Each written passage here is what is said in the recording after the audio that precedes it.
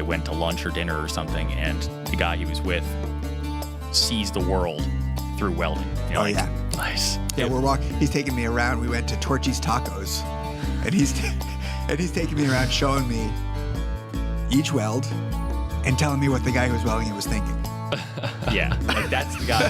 That's great, man. That's who we want. That's our guy. Yeah, that's our guy. That's our author for sure. Yeah. That's cool.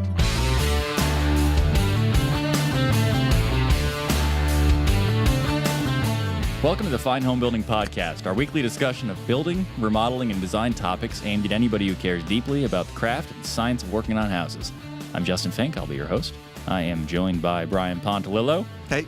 And Robert James Yagid. Not James, but hello. Hello. Damn it. Take a stab at it.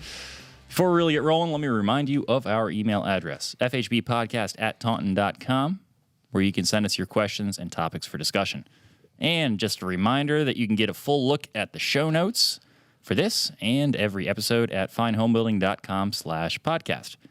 Visit now and you fill out a little bit of a survey and you'll be in the running to win an Amazon Echo.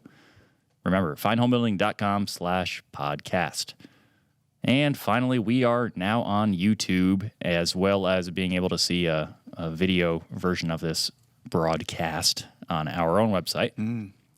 So check out our channel to not only hear us talk, but to see us talk. Tune in, everybody. You can see what, see how badly messed up my hair is every time we're on here. What's up, Brian? What's the Amazon Echo all about? We don't know. Yeah. It's a high security I think it's camera. I think it's like HAL from 2001: A Space Odyssey. Yes. It listens to your conversations. It's a pod. It's the thing where so you can listen to music through it. You can place orders through Amazon. It's powered. always It's powered by listening. Alexa. Yes. Okay. Yeah. That's what I thought. Would you say it's a pod? So yeah. So it's always listening. It's always listening and looking. Yes. What's a pod? Well, I mean, it's like a device. Well, Yeah. I'm just concerned because you said it's like a pod, and Brian goes, "Oh, okay." Like, does everybody know what a pod is but me? I just knew it as soon as he said it. Yeah. Oh. Yeah. I conjured an image for him. Yes. Is what I Pod did. was all you needed. That's all I needed. Yes. I got it. Yeah. Oh, Alexa, brother. order me Fine Home Building. Done. Yeah. Yes. Straight from your kitchen. So if we say something, if somebody's playing this in their house right now, and we say something, remember because Burger King had this thing where they were putting out advertisements that were designed to talk to these listening devices that people have, so that it would, so in other words, if I say, Alexa, go to finehomebuilding.com and subscribe, and somebody has this playing, my voice might trigger their little mojigger there and get the thing. Sounds good. Doohickey and get it all going. So we should just repeat that every 15 minutes. Yeah, right. Just drop that in there. Put that on Right. rotation. Yeah. So, Yo, yeah. yeah. Get what? Oh, It's gonna- Jeff has one, by the way. Of course he does. See that grin? Jeff is very See how trendy. happy he is? How improved his life is over there? Jeff, thumbs up or thumbs down? he's got an Echo. Or, And what do you not like about it? We can't hear you, I guess, huh? Not really, no. You can't hear me. I don't dislike it. It's just He doesn't not dislike that it. useful. It's just not that useful. not that useful. You just use it to check the weather and stuff like that. Yeah, listen to music. So, Jeff, we're trying to get people to go to this and sign up for this survey, and you telling people that it's not a very useful prize. You didn't say that. Not for my Your lifestyle. So someone else might find it to be more useful. Jeff doesn't really have that a connected lifestyle, if you will. If you want a connected lifestyle, He has an Get an Echo. Echo. it's way past. but he's only kind of using it. He's listening to the weather. Jeff currently has about He probably won it in a sweepstakes. yeah. Jeff has like 10 grand of electrical equipment sitting within 6 inches of him right now, Yeah. and he's in charge of all of it. So if Yeah, so when he if- goes home- if he's not plugged in, I'm not sure That's who why. is. That's why you go to his house. He doesn't even have a TV. Yeah, that sounds nice. Sounds like Brian's house. No TV. Brian, as Rob likes to put it, is just shaking off the road dust. That's what I wanted to talk about. Oh, that's what you were about to say. I was going to jump into that. Tell us about your trip. And here's why. Oh, okay. That's helpful. So I was in Austin, Texas, and while I was in Austin, I photographed a house, a remodel, built by Risher Martin and the architect Kyle Furman Architects down in Austin. And one of the things, there's this great story really neat project, a lot of problem solving, and it's going to be in an issue soon. So, especially by the time this podcast is live, it'll be one of the next couple of issues coming out. So I'm not going to talk too much about the house, except the echo made me think of one aspect of the house that I found interesting. Oh, okay. The lighting and shades. I'm trying to think if there's anything else that I noticed was all this automated system. Which system do they use? Do you know? It was from Lutron. Yes. I don't know the name of it, but it CL or something? I don't forget. All voice activated? no Smartphone. app activated. Yeah. And I what? was looking at that last weekend. Yeah, there are switches around the house. You can override your settings and whatnot, but essentially they have switches remotely mounted in a closet, in the back of a closet, and connected to some sort of brain. And so he uses his phone. Most of it's programmed. He said it's because this is a guy who just retired. He's home a lot, and he retired from full-time work. I think he's a consultant. He's at home a lot, and so he's got a very consistent home routine. So he said most of the time he doesn't adjust anything. Like the lights come on at the He same goes time weeks. and He goes weeks without adjusting anything. I don't understand though. dims at the right times. So, what like when he goes to the bathroom, the lights just are on because it. Well, the house has great daylighting. Most of the time during the day, he doesn't need much light. Okay. And at certain times during the evening, shades go down. Lights come on in certain Shades go rooms. down. Shades go down. I would like it for that. Yeah, shades go up and down during the day at certain times. I'm terrible at like some people are really on top of that whole like. It's daytime. We're gonna open the shades. It's nighttime. We're closing them. Can't do it. Yeah. Mine just stay closed. I love it. Some people are really on top of it. Yeah, they're shades. They're They're top of shades. Well, shades. mine's behind the couch. Their So you gotta like their shade kneel game's on point. You gotta like kneel on the couch and lean. It's a real struggle. Us humans. So I was Unreal. It was the first. I think it was the first place I was in. At least the first place where I realized that they were employing that kind of a system. And the builders, the two builders that I visited down there, both talked about how that's pretty much the standard install now. That's what the electricians are putting in the homes. Really? Yeah. Awesome. So it's not in these. They're both custom home builders. So we're talking about higher end custom homes, but they both said it's just sort of like they don't have to ask about that or think about that. It's just part of the electrical Standard. package.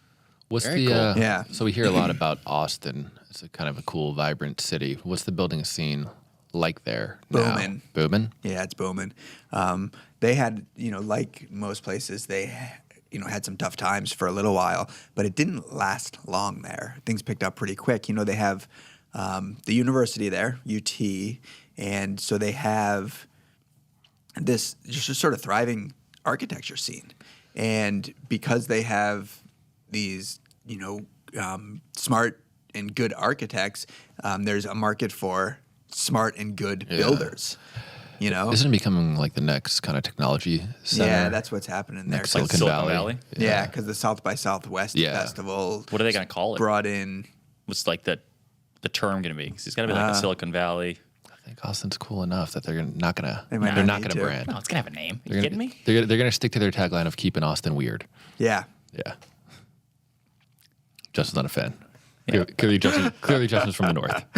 Yeah, my niece is there. I had dinner with her. She just graduated from UT and got a job at the Facebook office that's there that she said employs some ridiculous amount of Cool. 12,000 people or something Yeah.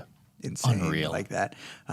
So there's a thriving building market there. The city is it's pushing out a little bit, and when you get outside the city, there are some developments and whatnot. But really, it's the inner city, not downtown, but the neighborhoods that wrap around the downtown area where people want to be.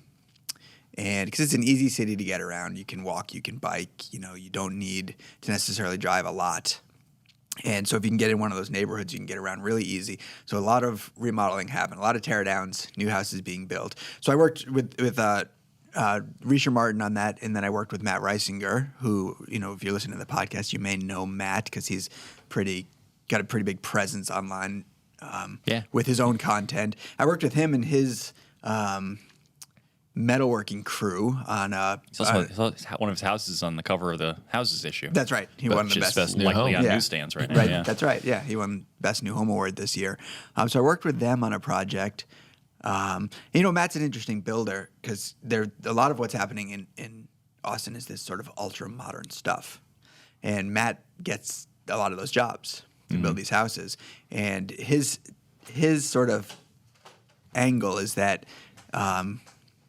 it's easy to throw these now ubiquitous details at a home to make it look modern, but the science, and efficiency and all that and durability and needs to be employed the same way it would be on any other home. And a lot of these designs don't really make for easy details. Yeah, big old wall of glass and Yes. And so his business and really what's unique about his business is that he brings that to the table. And that's how he gets the work that he does. So I was impressed. I was impressed with both of these builders. I was telling you guys about Reisher Martin, how they're a fixed price builder, which I think is really fascinating. I'd love to get them to talk about or write about for us at some point. It's not even just that they're fixed price; they're fixed price remodelers. They're right? fixed price remodelers.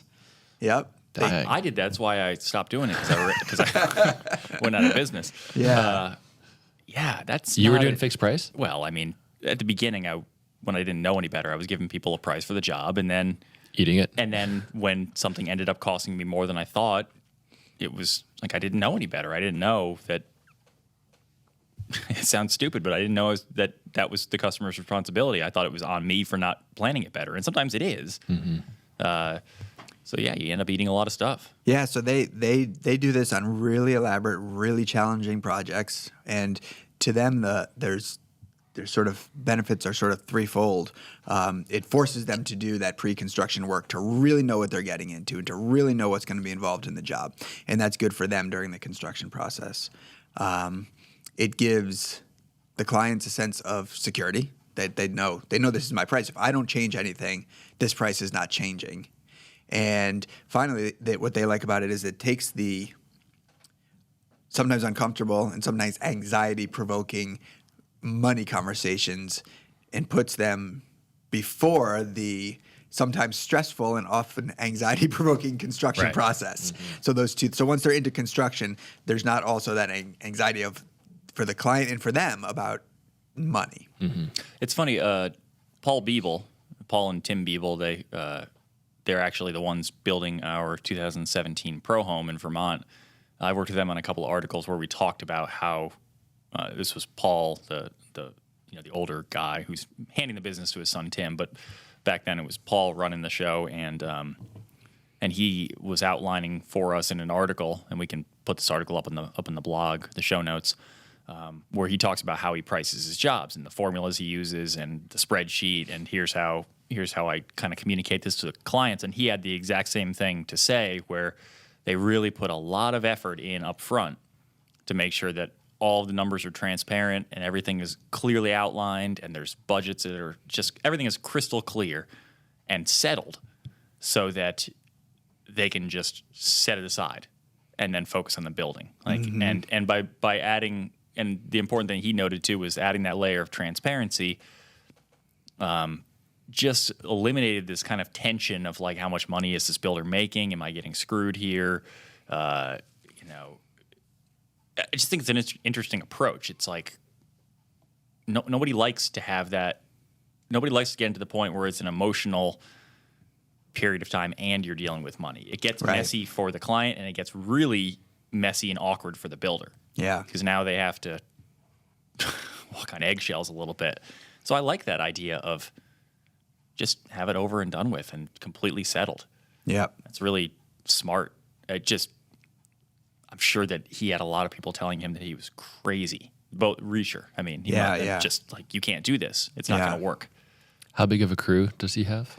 They're Should find out how long he's been doing it. Maybe we'll 6 well. months. They said Yeah, they did one project. this project that I photographed was a remarkably challenging project, and they were within 1% of their number. Come on. Yeah, and they said that's pretty much their standard, being coming in within 1% of their number.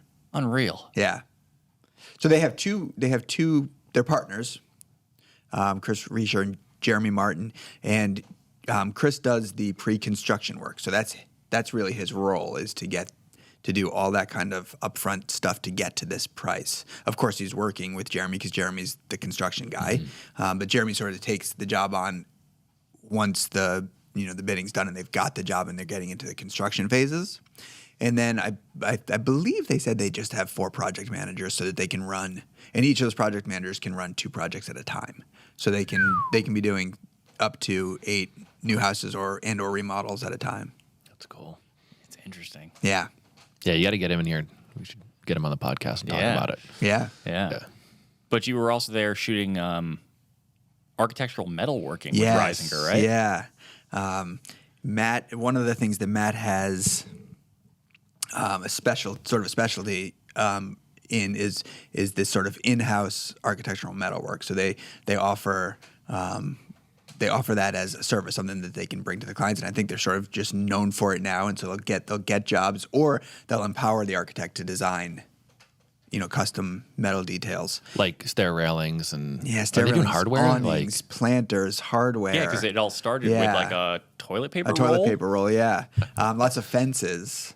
Lots of landscape gates and all stuff. that kind of yeah. stuff. Did you say the window awnings? Did you mention that? Yeah. Yeah. Yeah. That was some of the best looking ones that I saw. Yeah, For shade structures. They're in Texas, so Yes, and they hot. And a Hotter lot than of it is in these- this room right now, which is unbelievable because it's 90 friggin' degrees sweltering outside. in here. Yeah, and a lot of the architects, because they're modernists, don't want the houses to have overhangs.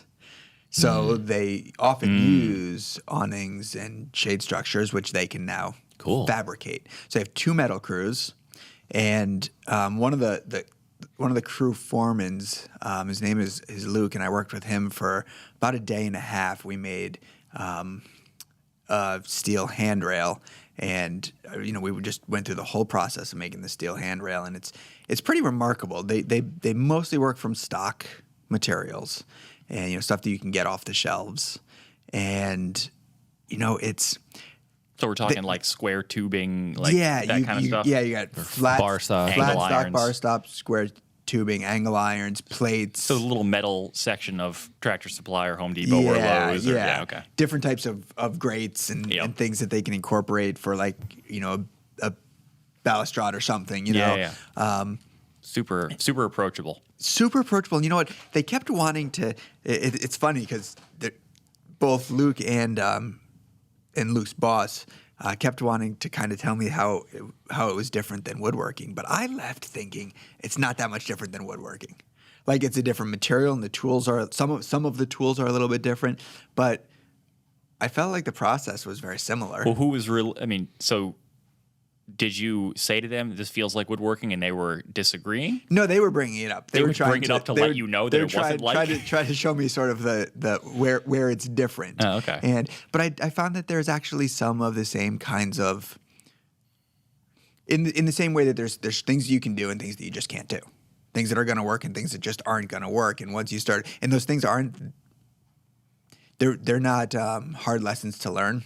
Someone tells you it, you get it. Someone explains why not to miter a picture frame on your tabletop with wood. Like, right away you go, you might have done it until someone said that, and as soon as they say it, you go, yes, you can't do that. Yeah, right. Same kinds of things. Like, as I was learning these things, by the end of my day and a half with him, I was like, okay, I can make that handrail. I can do it. Yes, my welds aren't going to look like his. He's pretty masterful at welding, and it's going to take some practice. But if I was doing one handrail for myself for my landscape, and my welds didn't look that good, all right. So when's this article? Is it scheduled yet? Yeah, it's going to be. Oh, cool. That'll be an issue soon Nice. as well. There's some stuff to know about what type of welding you might want to get into. Of course, there's some safety stuff, but. Get a MIG welder and go for it. That was my takeaway. Is that what they were mostly using, was a MIG welder? Because that was, as you guys know, I declared 2017 to be the year that I learned how to weld. Yeah. And it was just, so when Brian said, hey, I want to do this article with Reisinger and his metal fabrication crew, it was like, what I heard was, hey, Justin, I want to go and learn everything to teach a new person about welding, including what equipment to buy and how to use it. And I said, that sounds good. Let's do that. Yeah. So I'm waiting for the article to come out also. So you've got Yeah, we're all MIG. very eager. Yeah, you've got MIG, TIG, and stick welding. Yeah. And there's some, of course, you can get way into like complexities of when Sure. you would want to use one or the other. But probably for the stuff that you might want to do, some things for your house, some Yeah. bookshelves or some hardware or a handrail, or you can get away with the strength of a MIG weld. Okay. It's a user friendly type of welding. The quick takeaways are that if you went to a TIG welder, there's more potential for more finesse and for to do a little bit more to be a little more decorative with your welds and do maybe some nicer looking welding. Don't care about that. Don't care about that. You're going to grind these things down like sanding a little bit of a rough joint in your woodwork. Yeah. You're going to use a grinder and take care of these welds. Yep. And then in the stick welding, it would be where you would want to go if you're doing structural stuff, things that really needed to be Like really repairing to be strong. like a trailer or something like that, like the tongue on a trailer or a. It's great for that because it Frame doesn't on need to something. look good. It just needs to be super strong. And probably if you were building something structural, like I saw this really, really elaborate and big awning shade structure that they built over a deck, and like there you might because the metal is big and there's these big pieces floating off the side of a metal post, for these sort of horizontal members, you probably would want that because you really need it to be that strong. Yeah. You're holding something up. So those are the quick takeaways, but I'm sure there's listeners who know a lot more about welding than I do at this point. So the MIG is like a wire fed thing, right? Like It's you wire just install fed. kind of into one. Yeah. handheld. So you've got a gun, you're holding that in your hand, and there's a gas coming through, and a shielding gas, and at the same time the wire's being fed out of the gun. So you're just pointing that, getting it near your workpiece, near where you need to make your weld. You're pulling the trigger, and it's working. So Yeah. did you drop the camera at all and get in there and do a you little know, work? I didn't have a chance doing that. We were setting up for that, and then we just ran out of time. Yeah. Did you have that classic thing where you walk away from the shoot and you have now 12 things that you want to weld at your house?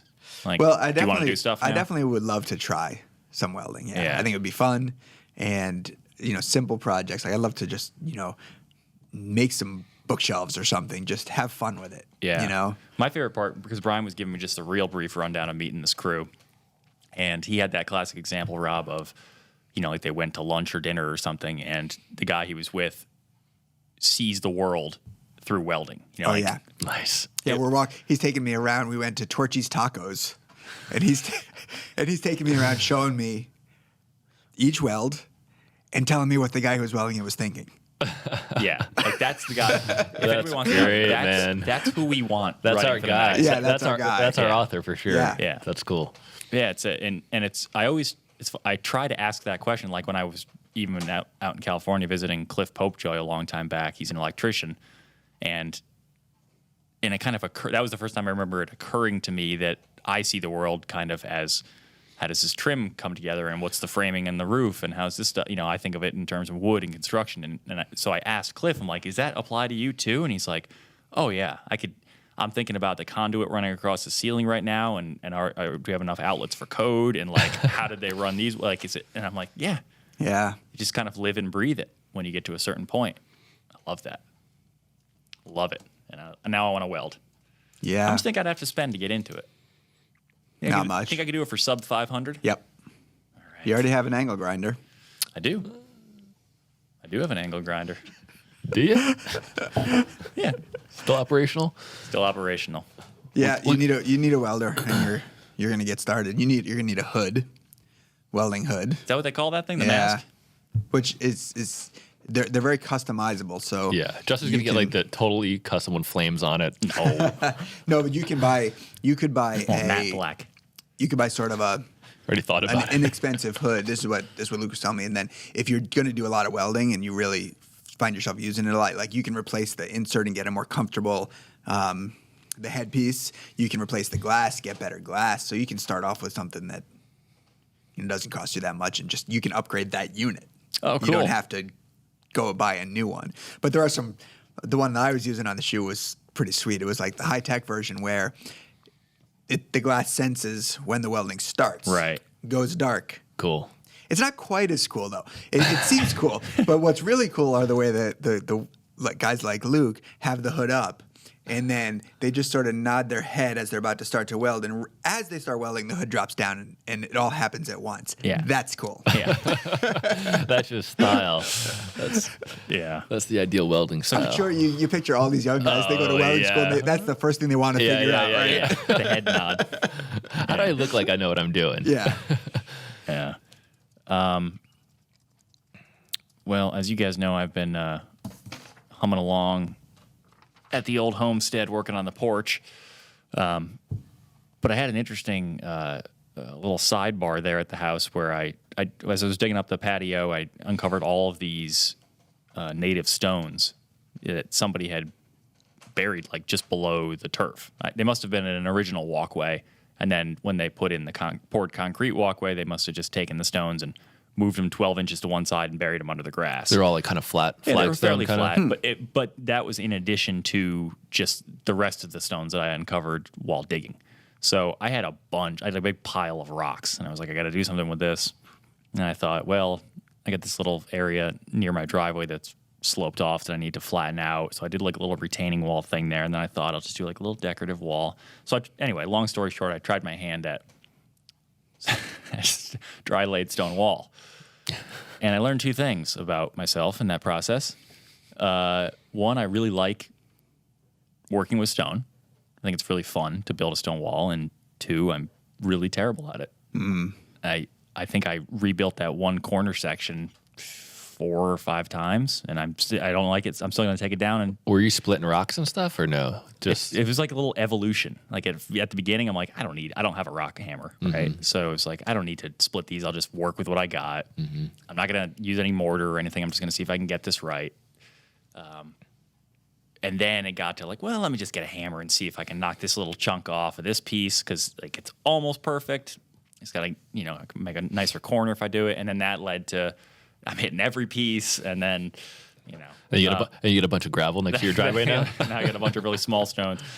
Well, the thing is, we did this article recently, the dry laid stone wall. So I have that in my head. And now I have a new appreciation for that article, obviously. I'm sure like anybody else, anything else we do, once you try it, you appreciate a lot more about how hard it is and how tight the freaking stones that this guy were fitting were, because I have gaps everywhere.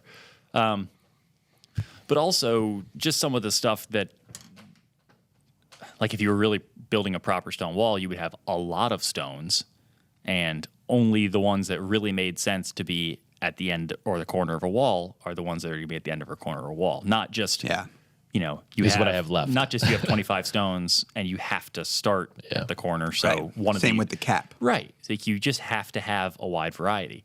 But it did interest me enough that I would like to play with it more. I would like to do some stuff. I mean, it's just fun. It's like very therapeutic puzzle building in like a real tactile way. Did you set up string lines? No. How long is this wall?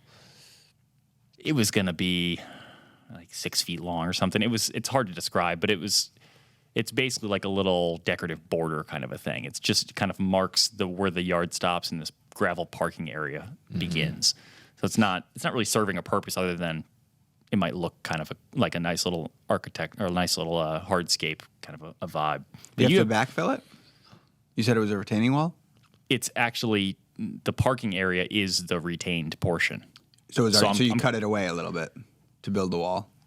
Yeah, I dug down a little bit and that's really, those stones are just in the top. The rest of it is, you guys are going to laugh. I had several bags of concrete that had gotten soaked and hardened. So those are your corner pieces, corner I stones? just threw them down as like, because a lot of the retaining portion of the wall is just scraps. It's like broken concrete pieces from the steps and the walkway that I didn't want to throw in the dumpster and get destroyed by the overweight charges.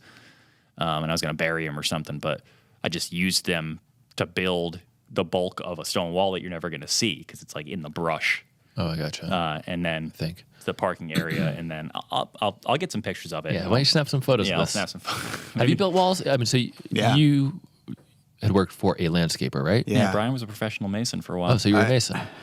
Well, That's how I interpret that. when I Brian Pontolilo, Waller. Yeah. I worked on a hardscape crew for a year in Iowa, and which was interesting because Iowa. there's not a whole lot of native stone. It's not field stone like we have here. Most of it's quarried that we used. So it's not like perfectly quarried, perfectly cut stone, but it's mostly rectilinear stuff. You can build walls pretty fast and fairly easy. You know, you can think of it in courses, even though you might be using 2 or 3 stones to meet the height of the one next to it, but you can think of building the wall as I gotcha. like courses as opposed to. So I came back out to Connecticut after working there and got a job working on a crew out here and started building walls with field stone, which was a totally different story. So yeah, I did it for a while. I've built wet walls. I've built dry laid walls, built retaining walls, and decorative, freestanding walls. I've done a bit of it. I'm not remarkably fast, but I learned to do it well. There were definitely guys in the crew that could do it well and faster than me. Yeah. I never really got fast at it. But one of the reasons I asked you about setting up string lines is because one of the keys is keeping that wall straight and true. And you can wrestle with getting the perfect face stones all the time because they sort of, you think they're gonna help keep the wall straight and true, but really it's more about keeping things straight and true, and then everything works out well. Even when you use stones that aren't the nicest or aren't the most aren't fitting quite as well. If you keep that wall in line in both directions, the vertical and the horizontal direction, you get a nice looking wall. And if you really start to look at stone walls, that's really the magic. Right. It's more important than a tight joint. It's more important than, or not having gaps. It's more important than, the right faces. It's just clean and straight in both directions. And I was mostly just kind of messing around for fun. But if I was going to do it and I'm thinking about doing some of it in the back patio area, then I would really try to take it up to the next level. I also probably would not dry stack it at that point. I would do like a wet back kind of a thing, just for strength, and because it would be like a sitting wall, and I don't want my grandmother to collapse a stone wall and have my whole family descend on me. Yeah, just for fury of fists. Just for a little bit of inspiration or fun, we should put up some links to some of Lou French's work on the show notes. So Lou French is a mason from Martha's Vineyard. Yeah. I believe he lives on the vineyard, but he does work all over kind of New England. But his work is just crazy. It's insane. It's like on the art. He's totally an artist. He is an artist. He's a stone artist. But we'll put some links up to his work. You guys can geek out on it. We got a bunch of feedback from listeners, so let's run through some of that stuff. Some of it entails questions. So, John writes, "I'm a new listener to the podcast, and I just wanted to drop you guys a line to say thank you. I think you guys are totally nuts and enjoy listening in on the daily banter of venting roofs and podcast listener emails where you never have enough info. Maybe at some point you could try a live call where they explain the issue and fill in all the blanks. Just food for thought." Yeah, we tried that live thing once. Well, no, we didn't do a live. The Facebook live that did not work. But call in is tough because we do pre-record the show, and I know that other people do this, so we would need to. Yeah, Brian said it like a half hour ago, Rob. What did I say? Rob's concerned that people are going to think. You just ruined the whole premise of the show. Yeah. I thought they all thought this was live from the get-go. As if Rob hasn't mentioned that 12 times. But how did I say it? You didn't. Oh. Just as confused. No, he did. Carry on. Yeah, you did. You said by the time you guys hear this issue, the article will be out. Right. By the time. I didn't realize you did it. Yeah. I could have meant tomorrow. Yeah. Yeah. See? Cat's out of the bag now. But to answer John, we don't do the live call-in thing just because logistically it's difficult to have people piped in to take live calls, and the audio quality gets problematic. We're going to get there. Yeah, we're going to get there. We'll figure it out. Possibly. One thing we are going to... We're going to figure it out. One thing that we are working on doing is incorporating more guests, and we're going to have those guests hopefully in video form. So we're working on either Skype or FaceTime or something like that. So just not super pleased with the quality of just phone call-in interviews. So we're going to try something new, and maybe that'll be something that we'll be able to share on the video form of the the show. So stay tuned for that. Got another one from Roger, FHB Podcast Crew. Love the podcast. I can't agree more with the concerns over HGTV, and the building trades are not the only people suffering. This is in reference to when we had a little discussion about HGTV. I don't think Brian was here for that. Yeah. We talked about the pros and cons of the popularity of HGTV. Is it helping or hurting? But anyway, Roger goes on. Car dealers and antique dealers continue to suffer the same affliction, but what I didn't hear about are some of the shows you may approve, appreciate, or even recommend. For instance, This Old House has, for over 40 years, I think, seemed to provide homeowners with solid information and loyal following. That said, I'd like to hear who on TV and YouTube you may watch, recommend, or comment about around the cubicles. While on the subject of what I would like to see, apparently I can't read today. While on the subject of what I would like to see along with Keep Craft Alive is hiring vets and some of the training that service members receive in the building trades. Thanks again for taking the time to provide the podcast and keep up the good work. I never miss it. So, shows that we like. I mentioned this comment to Brian. I think the listeners are going to get a little insight into the FHB culture here. Brian, I don't think you do not have a TV in your house. I don't have a TV in my house. I very rarely watch TV, let alone construction-related television, so I don't really have a recommendation, unfortunately. Justin. And Justin... I like This Old House. I think This Old House is the best building show on TV. I don't particularly love their magazine. It hits a slightly different tone. I know that they're trying to change that, but appealing to a different audience. It is, yeah. It did for a time kind of mirror the TV show, and I think they are trying to get it back there. But the TV show I like. I think that they're showing real projects and real struggles and highlighting interesting parts of them, and I think that's totally worth a watch. I used to like watching Homes on Homes when that was I don't even think, it's probably still in reruns, but I don't think they're making them anymore. Mike Holmes is a bit much to take sometimes, and I didn't always love the dramatization of how bad contractors are. And I don't know how they're building houses in Canada, but the stuff that he would find was just miraculous. Like he would cut a 3-inch by 3-inch hole in the wall to like route a wire, and he would find like 6 code violations in that little drywall cutout. And it's like stuff that I've never seen before, and somehow he just stumbles on it.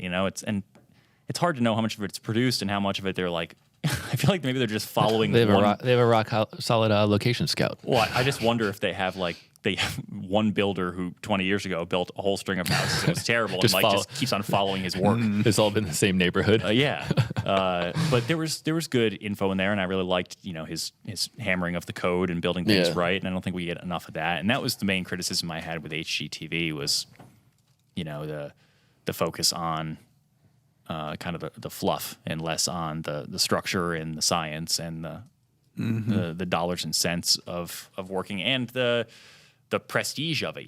They just had, and it's hard to I shouldn't have made a blanket statement about HGTV. It's show to show, there's a big variation.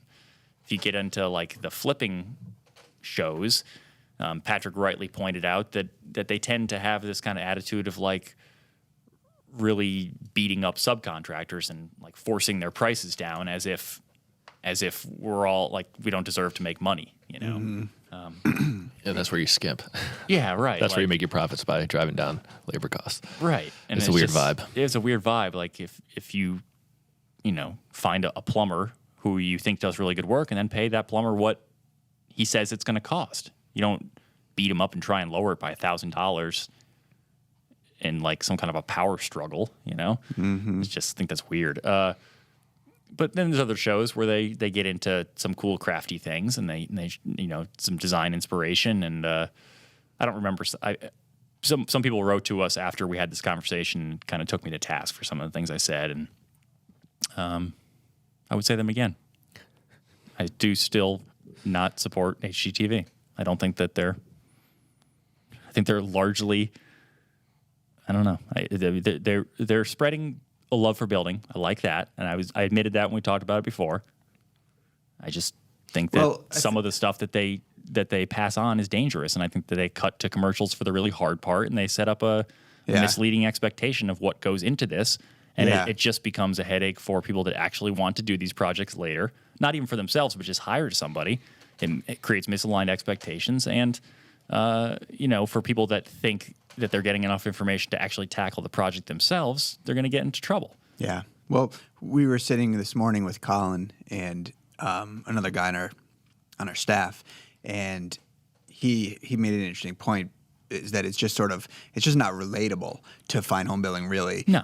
Because it's entertainment. Exactly. They're trying to do different things. That's about entertainment and Really. and giving people a half hour of fun. Yep. Right. Maybe something that they're interested in, but really for fun. Right. Yeah. And fine home building and I think This Old House has a TV show and some other people. He mentioned people on YouTube, people like Matt Reisinger who are on YouTube and lots of others where that we're actually we're about information. Matt's information is fantastic. Yeah, I mean, if you live in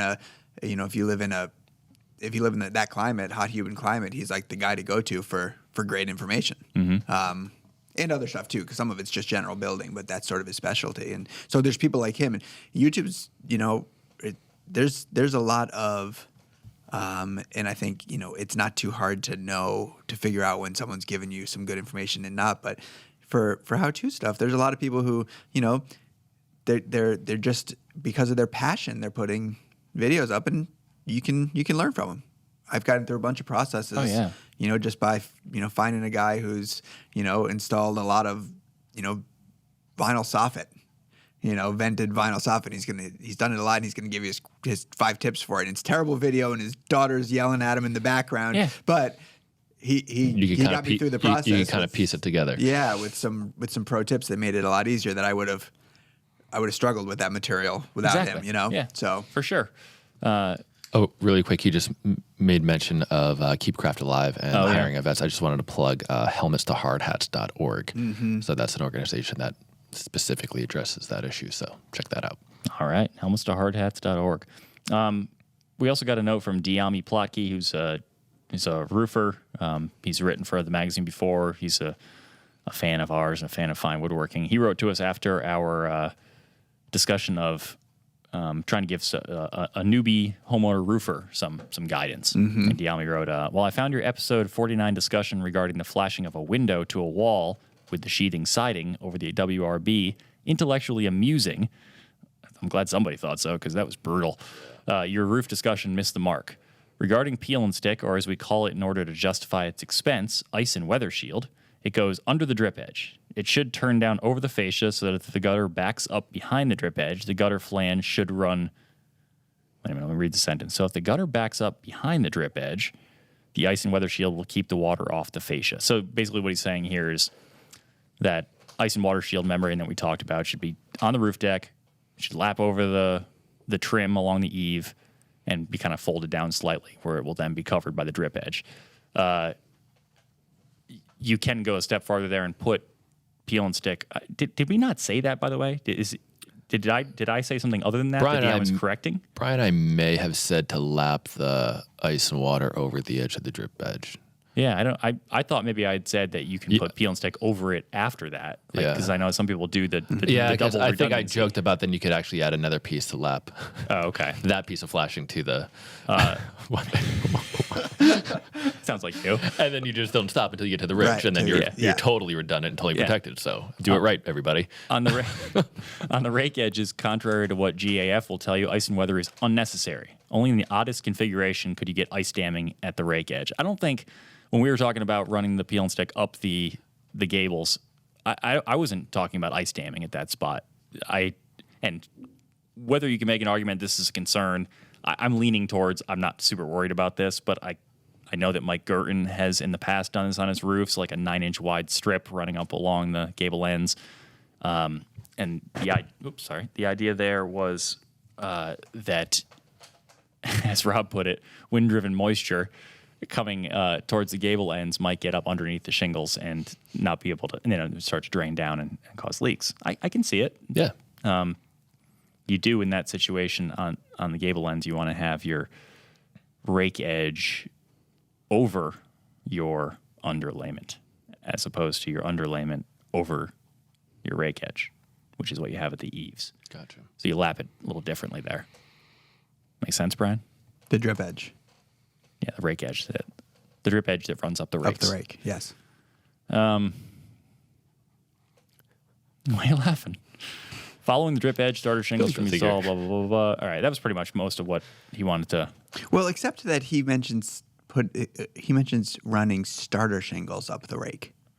So he doesn't. He Following says the you drip don't edge. need to put ice and water shield up the rake, but he specs starter strips of shingles going up the rake edge, which I didn't know was a best practice. I have not seen, and I didn't know if he was doing that so that you get a little bit of a pitch onto the roof to keep water from wicking over the side of the shingles and going under them, or I don't A know. little bit of pitch on the roof. Well, yeah, because if you had a starter strip up there, then as your shingles come up, they're going to flare up a little bit at the rake. Diami, we need more info. We need more info, Diami. Hit us up. I'm gonna revisit this again. Yep. Yeah. Yeah, it's good to know what to do, but we need to know why. That's right. We do. Yeah, we need to know why. what's the or we're not- logic? or we're not buying it. Adam, nobody put starter shingles up your rakes until we settle this. Yeah. Everybody stop. We'll get an answer for you. Adam writes, "Hey guys, love the show. Just the blend of technical theory to satisfy my engineer side and enough practical info to keep from glazing over. I wanted to reach out because you've had a lot of great conversations about wood heat, but unless I missed it, you haven't discussed an option that seems to eliminate many of the issues with wood heat: outdoor wood boilers. With the burner outside, makeup air becomes a non-issue. In addition, they can heat multiple buildings, for instance, a shed and a garage. Any thoughts?" So this is what Adam is responding to is when we had a conversation about whether wood stoves and wood burning inserts had any place in an energy efficient house, or if there's any way to make them work with an energy efficient house. And we certainly did not talk about outdoor wood boilers.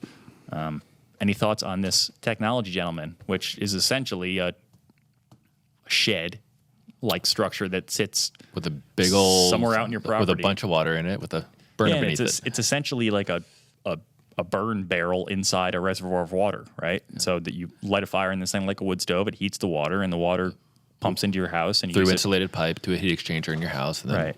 Or you could just couldn't you just have the hot water actually feed like radiant? like Think so. hydronic heating and that? Yeah, it's also the hot water for your house too, like domestic. So I don't know. I mean, I certainly see them in more rural parts. You see them in Vermont and Maine, New Hampshire, and I don't see many of them here in I Connecticut. think you see them where you've got a large wood supply. Yep. And no neighbors.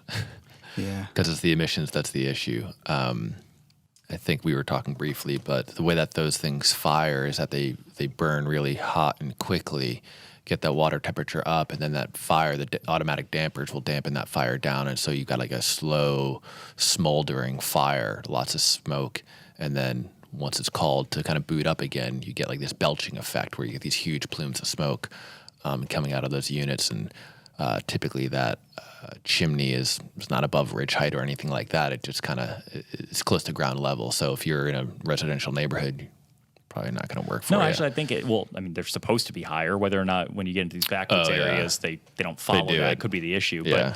But those fire code rules do still apply. They're very. I'm not even going to try to like summarize it because it really depends. The rules are different if the thing is 100 feet from your house versus 150. Like how far the chimney has to extend in relation to your roof deck and your neighbors and all that stuff. So that should be in the manual for these if you buy them. And that's important. It's important for drafting as well as for not having smoke in your face while you're having a patio party. Do you have to burn only hardwoods in them? They have something burn coal too. Is that what you're asking? Or No, type of I hardwood? know. I think that I think that the wood quality could be a little bit lower in those units. I think part of the concern when you're burning wood in a wood stove or fireplace is creosote buildup in that chimney and the risk of chimney fire, things like that. That's going to be slightly less of a concern, I think. Yeah. So maybe that your wood could be a little wetter, or You can also throw different in huge types. chunks of wood. Yeah, you could throw in like half a log. Yeah. like a 24-inch log or greater, and to let that thing go. I know someone who has something called a waste wood furnace that can actually burn softwoods, and I didn't know if they were the same. Really? If they were the same thing, yeah. Because I guess it the way it burns it either burns hot enough or the creosote buildup just isn't an issue, but you can burn softwoods in it. Well, I mean, it's also dependent on where you live. Like you go to Oregon and they don't that's how burn they burn. hardwood; they burn Douglas fir. Yeah. Right. Like their firewood is nice, straight grain. It's Yeah. weird. Justin just cries do. whenever he's out there and he my smells favorite. wood smoke. It's my favorite wood. So I guess this is not necessarily a bad option. I would just be wanting to look into that EPA consideration to see if you could pass Yeah. the emissions, see if it's, Yep. we had talked about these a long time back in the magazine. And actually, I think it was your article, wasn't it, Rob? Or you had worked on that article, that wood burning article? Yeah. Was it part of that article? It may have been.